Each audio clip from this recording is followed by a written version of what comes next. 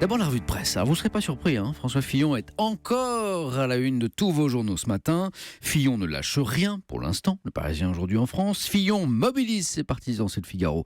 Le bras de fer, dit encore l'opinion. Quelle affaire, quelle situation, quel feuilleton. Tiens d'ailleurs, et si une partie de l'explication tenait effectivement du feuilleton, de la série américaine pour être précis. Le Parisien livre l'analyse d'un stratège du Parti des Républicains. Quelque part, je suis sûr que ça l'excite un peu Fillon, tous ces rebondissements, ces choses trappes, ces trahisons, ces négociations en coulisses. C'est comme Frank Underwood dans la série House of Cards. Je pense qu'il se prend un peu pour lui en ce moment. Cet analyste rappelle d'ailleurs que Fillon est un fan absolu de séries américaines.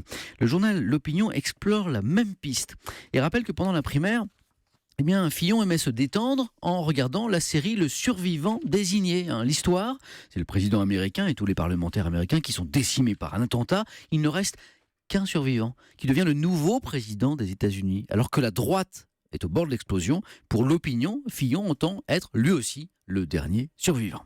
On pourrait en sourire bien sûr si les enjeux n'étaient pas si cruciaux. Impasse, c'est l'édito de Libération ce matin qui décrit un François Fillon cinglé par la pluie hier et décidé à garder coûte que coûte le pouvoir, quitte à pulvériser son propre camp. Pour Libé, un camp, une droite républicaine qui se retrouve aujourd'hui dans une impasse. Que Fillon se maintienne, et elle n'est plus sûre d'être au second tour, qu'elle tente de le remplacer par un modéré comme Juppé, et les plus radicalistes iront gonfler les rangs du FN, qu'elle choisisse un héros de la droite dure, et les plus modérés filleront chez Macron.